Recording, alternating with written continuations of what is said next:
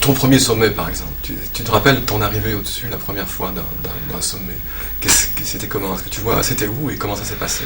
C'était en 93, il y avait à peine 3 ans que j'avais perdu la vue, et c'est vrai que la personne qui s'occupait de moi à l'époque, l'ergothérapeute, me galvanisait vraiment à faire du sport, et moi qui n'étais pas vraiment sportif, et je me suis rendu compte très vite que ça me faisait vraiment un bien fou pour mon mental. Et je dis, le hasard n'arrive jamais seul, les coïncidences. J'ai eu la possibilité de partir avec des amis faire encore Mont Blanc. Le Mont Blanc, je connaissais comme tout le monde, mais sans aucune expérience. Et au bout d'une dizaine de jours, le 21 juillet exactement, m'en souviendrai toute ma vie, je suis parti avec mes guides tenter le Mont Blanc du Tacul à 4248 mètres d'altitude dans le massif du Mont Blanc. C'est le petit frère du Mont Blanc qui est vraiment tout à côté. C'était assez difficile, c'est la première fois que je mettais des crampons encordés, piolets. Et c'était déjà une petite expédition qui est restée vraiment gravée dans ma mémoire. Et le fait d'arriver au sommet, j'avais beaucoup moins d'expérience, une condition physique qui n'était pas, je veux dire, optimale. Et on a tous pleuré comme des gamins d'émotion. Et le fait de redescendre, j'avais déjà des idées en tête. Pourquoi pas aller plus haut? Je ne pensais pas que ça allait devenir ma première passion et que j'allais avoir vraiment ce virus de la montagne. Mais le fait d'être arrivé ce jour au sommet, ça a été un moment émotionnant intense, quoi.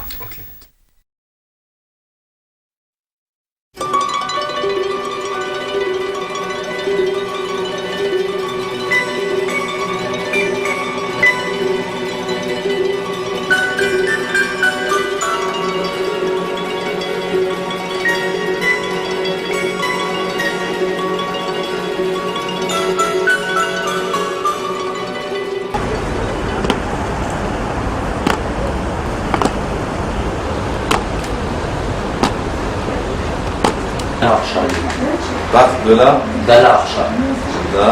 L'arche. Non, Dalla, ouais. plus loin, Archa. La Archa. D apostrophe à la Archa. Et alors les porteurs, on avait réservé 40 kilos. Les porteurs, il y aura 3 porteurs. 3 porteurs, non.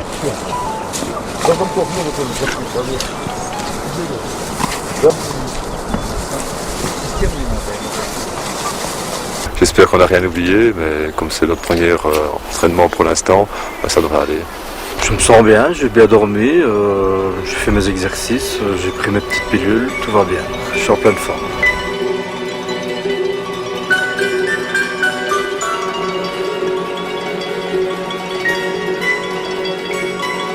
Et voilà, là on est bien, on est prêt. 5-6 heures de marche, donc pour nous, à mon avis, 7-8 heures.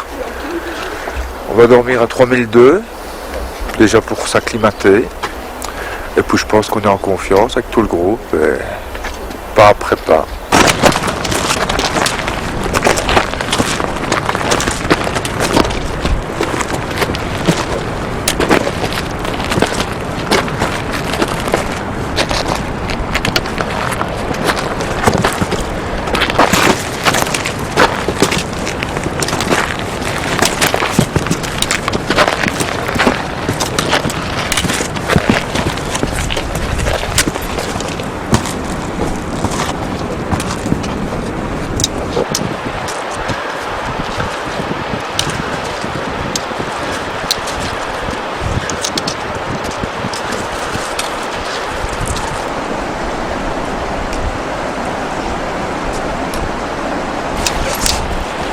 Les 3, on est 2.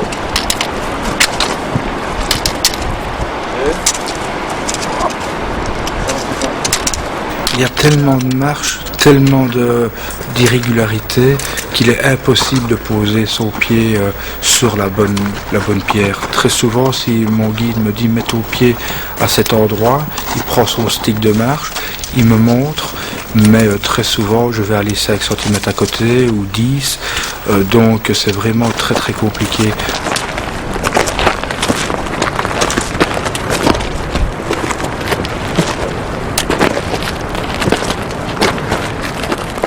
j'ai une flexibilité des chevilles avec l'expérience qui est devenue vraiment élastique.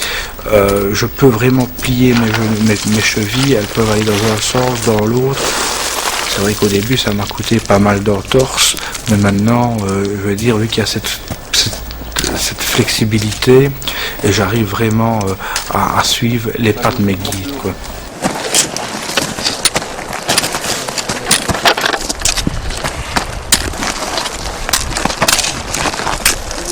Sauve la run. Ouais, ça allait fort, mais ça va.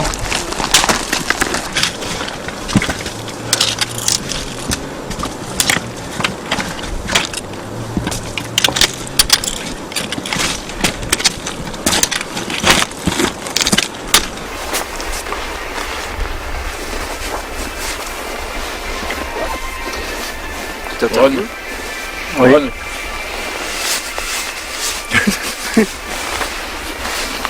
Et voilà, 4100 mètres.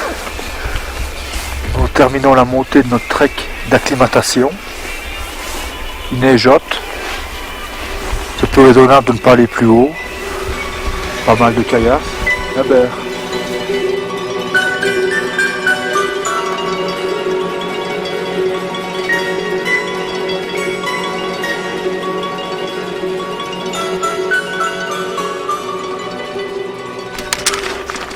Je vais pas dire, oui, quand c'est un guide de montagne, quelqu'un d'officiel, ici, quand je dis c'est guide, c'est me guider parce que je vois pas. Mais je veux dire, avant tout, c'est des amis, mais nous employons ce terme-là de guide parce qu'on a des difficultés de déplacement et on a besoin d'un guidage.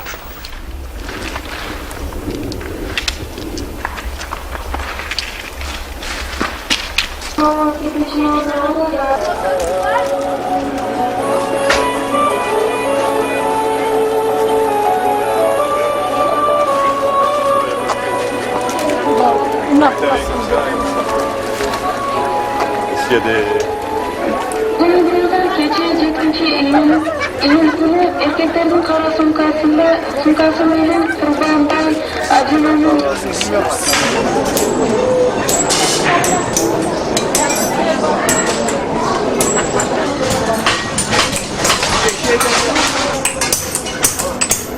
Après le trekking d'acclimatation, là donc on a pris un vol intérieur pour nous retrouver plusieurs jours après au camp de base de cette fameuse montagne, le pic Lénine. Pic Lénine. Pic Lénine. Hein? Barjo. Onanjo. Ah, male. Baza bar, alpinistki baza. Tibitke, uy. Alpinist. Alpinist kettiydiniz. Ha? Boğaz mı? Ha? Boğaz mı? Yeah, man, that.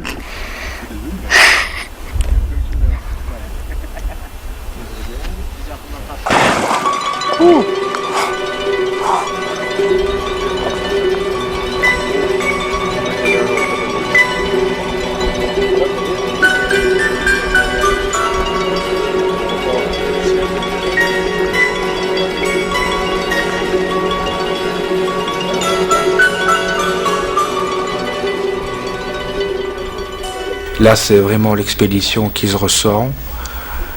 Parti avec sac à dos, avec les chevaux pour porter le surplus de nos bagages, nos guides sur place et mes 3 guides, Alain, Bertrand, Renaud.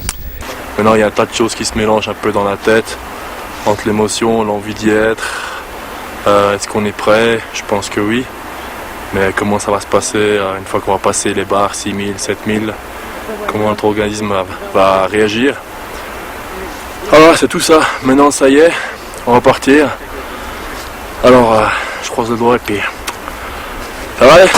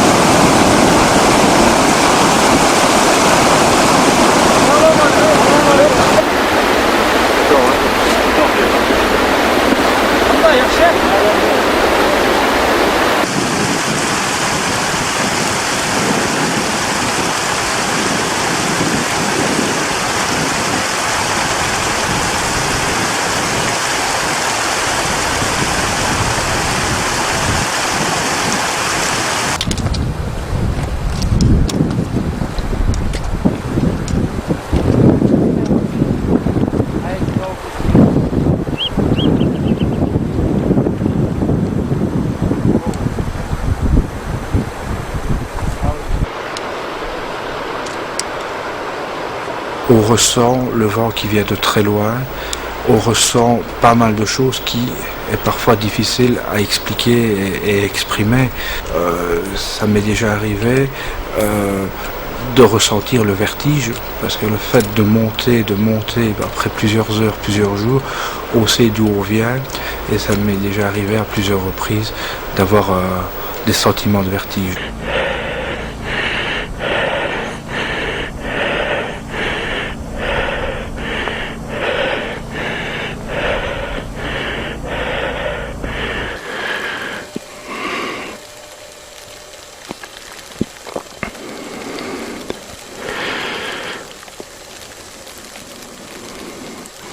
Nous nous réveillons ce matin après la première nuit au camp 1 et voici le résultat.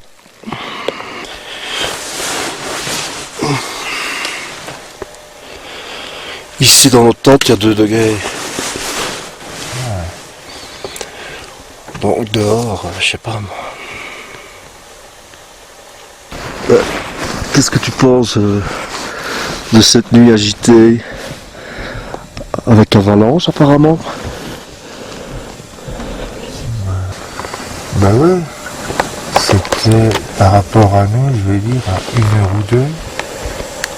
Mais très loin, hein. Bon, ça m'a impressionné, quoi. Je sais pas si c'était des séracs, si c'était une masse de neige, mais j'ai entendu ces craquements, quoi.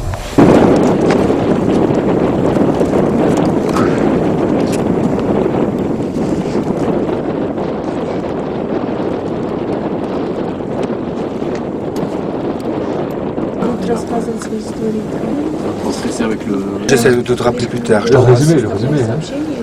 Oui, voilà, c'est le. Donc 8, 2, 1, 100, que pour le moment est au camp 1 à 450. Que la météo était bonne en arrivant, mais que maintenant, on est en tout temps couvert de la neige et du soleil. On reste ici 2-3 jours pour s'acclimater mieux et également pour attendre que la neige se tasse. On est entouré de 5 days, we will be here? Or... Here? Yes. We must summit before the camp 3, not sleep, and go down in for the rest. Ah oui. Maybe one night, and we maybe go up before the camp 3. Not sleep. Not sleep? And go down here. Yeah. Like in 4 days. Ok. Tombe la neige, tu ne viendras pas ce soir. Tombe la neige, et mon corps s'habille de noir.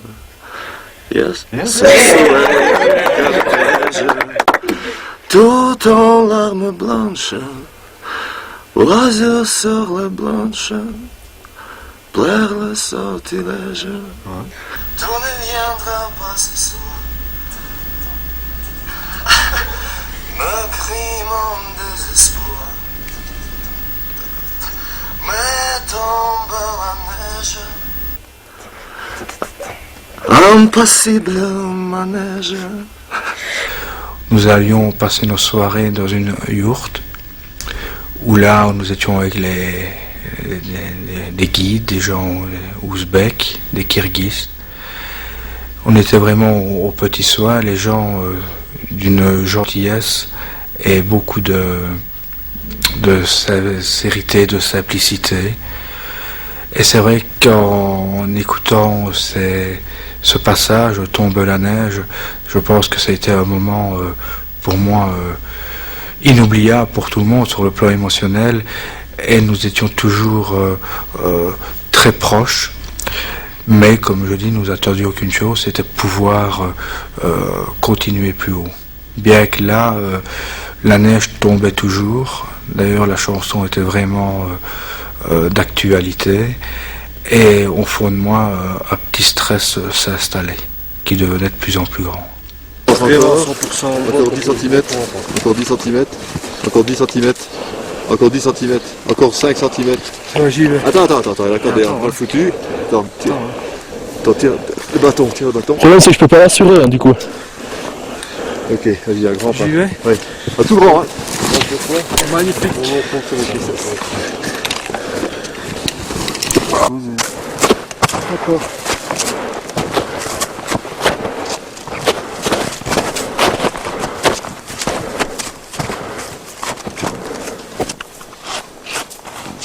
Donc moi, ça fait une quinzaine d'années que je fais des randonnées en montagne. On a chacun notre technique. Mais ici, d'après nos guides locaux, il fallait vraiment tendre la corde le plus possible, car il y a eu un passage où il y avait énormément de crevasses. Donc, si on est très proche l'un de l'autre, et si par inadvertance je devais tomber dans une crevasse, je risque d'emporter avec moi la personne qui est devant, voire la personne qui est derrière. Donc, il était vraiment plus qu'important de changer notre technique, à savoir que mon guide était 4-5 mètres devant et mon guide arrière était 4-5 mètres derrière. Et on devait avoir cette longue corde vraiment tendue. Et s'il y a un passage au sac, moi je peux juste lui dire stop parce qu'après je suis trop loin pour le faire passer. Puis moi je regardais la corde tendue, toi tu peux le rattraper et lui faire passer l'obstacle quoi. Ça te va comme ça, Bert?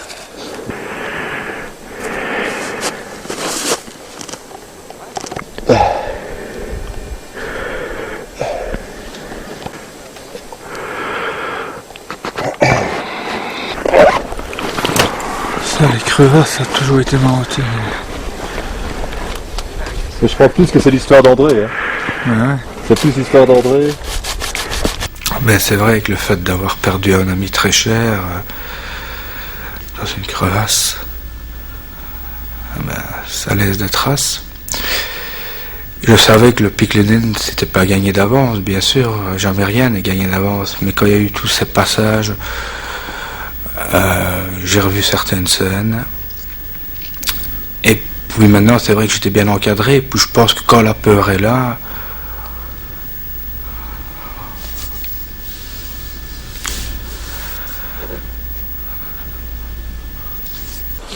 Soyons très clairs. T'as envie d'arrêter complètement maintenant? je pense. Ouais. Non, pas je pense. Oui ou non? Aujourd'hui, oui. Non, pas aujourd'hui. Je sais pas. Bah oui, mais moi, je suis fébrile. Ça fait 3 jours que ça dure. Ça fait 3 jours que ça dure. Il faut que tu nous dises, les gars, moi ça ne va pas. J'arrête tout. Faites comme vous voulez. Ou alors tu dis, laissez-moi encore un jour et peut-être oui. Mais ça fait 3 jours que ça dure, quoi. Donc il faut un petit peu, il faut être clair, quoi. Il faut savoir vraiment ce qu'on décide aujourd'hui matin. On est le 15. Les conditions sont optimum. Si on veut continuer à faire quelque chose de sérieux, il nous reste 10 jours. Ou alors tu nous dis non, moi c'est fini, je ne ferai plus, j'ai vraiment bien réfléchi, ça ne va pas, j'arrête tout. Il faut être clair, quoi, tu vois. Et puis un jour, un petit coup de fouet, je me sens un petit peu mieux. On décide de faire une dernière tentative, vraiment pour reprendre confiance à toutes ces crevasses.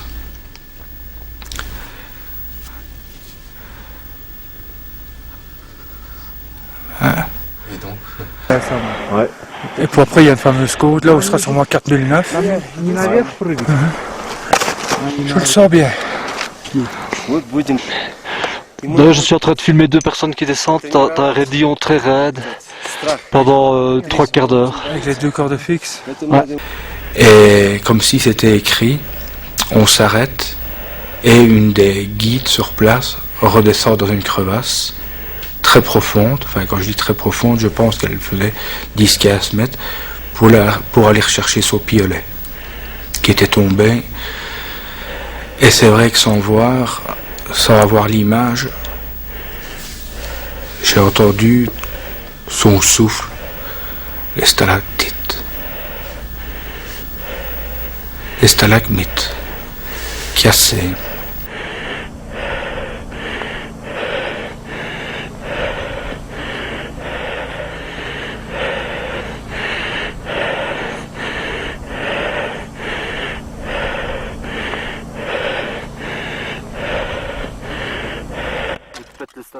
Ouais. Слушай, а твой фотоаппарат не смог включить. Ну все, да, давай. Во, молодец. Теперь... Ай! Ура! А вместе с едорубом и русалку. Здесь, оказывается, море было. Спасибо. Вот это выудили. Et pour aller remonter, pour à ce moment-là, je me suis mis accroupi et j'ai su que ce serait fini, que j'allais devoir rentrer.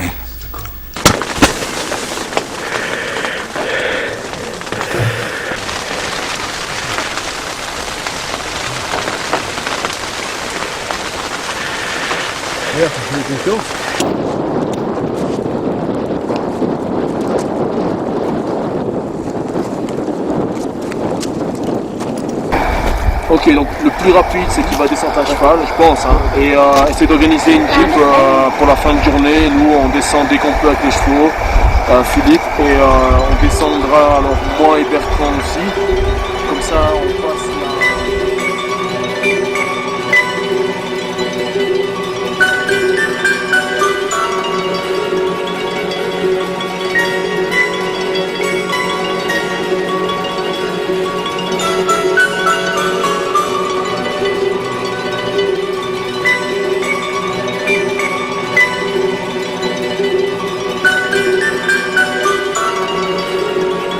Dis-lui qu'on va 2 fois moins vite que le cheval. Ok, mais le cheval il va à quelle vitesse?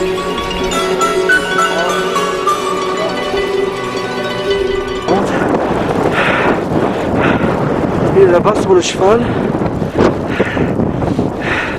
C'est abominable. Putain, c'est abominable, c'est de l'orage, de la neige, du vent. On est encore à 4400 mètres.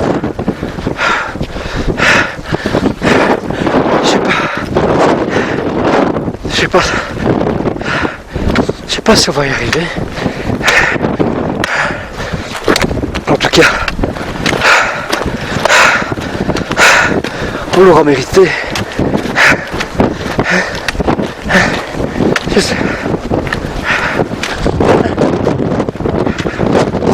sais pas si je dois chialer ou si je dois rire. Je crois pas que c'est raisonnable. Mais de toute façon, il faut reconduire Renaud en bas. Il y a un 4x4 qui l'attend et il y a un avion qui l'attend un peu plus loin pour rentrer chez lui. Renaud et Bertrand suivent, tant bien que mal. Les conditions étaient vraiment très très mauvaises. Bertrand avait un peu de mal à suivre tellement que les chevaux marchaient quand même relativement vite par rapport à un être humain. À un moment donné, le passage était tellement étroit qu'il a fallu que je descende du cheval, l'histoire de 200-300 mètres.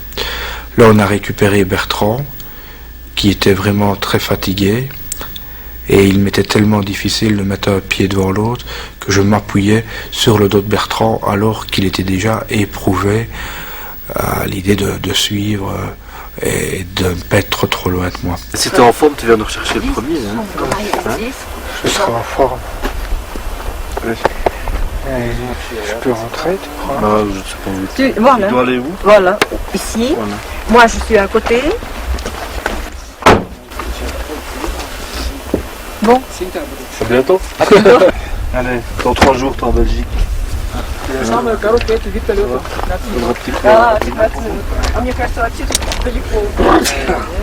Ouais, je suis là. Allez, bonne route.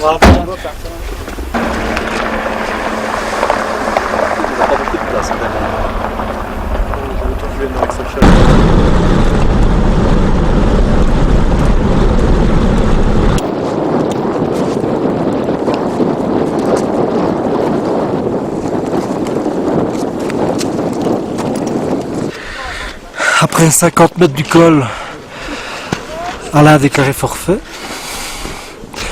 Alors, je suis resté 1 heure avec lui pour essayer de le booster.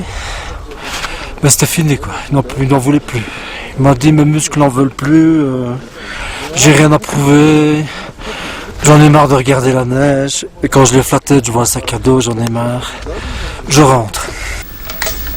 Donc c'est comme toi qui emmènes tes amis sur la montagne. Mmh. Maintenant j'ai la chance aussi d'avoir des amis qui aiment ce genre de défi, ce challenge. Et le fait que je ne vois pas, c'est un plus dans le groupe. On dit souvent, ouais, on a un handicap, donc on se sent diminué peut-être. Et chez moi, c'est grâce à mes expériences, grâce à mes amis, grâce à mes proches, ça a peut-être été ma force d'avoir une différence, quoi. Et quand on est ensemble là-bas, c'est vrai qu'il y a des moments très difficiles. Je me souviens certaines descentes où quelqu'un de voyant va mettre 2 heures, ben moi je vais mettre 2 fois, parfois 3 fois plus de temps.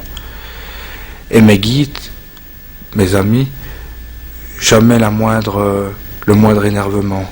Ils sont là avec un objectif. Je vais pas dire c'est m'emmener au sommet, mais c'est me ramener au camp de base, quoi. Parce qu'une expédition, je veux dire, est vraiment réussie quand on rentre sain et sauve et qu'on est tous au camp de base. Maintenant, c'est vrai que c'est un petit peu dommage quand on voit tout l'investissement matériel, pécuniaire, tout ce qui s'ensuit, la logistique. C'est vrai qu'on aurait préféré être tous au sommet, mais sur le plan émotionnel, sur le plan amical, amitié, on a vécu vraiment une grande expérience, et moi ça m'a vraiment enrichi et grandi. Okay. Tombe la neige, tu ne viendras pas ce soir. Tombe la neige, et mon cœur s'habille de noir. Ce soyeux cortège, tout en larmes blanches, l'oiseau sur la branche pleure le sortilège. Tu ne viendras pas ce soir.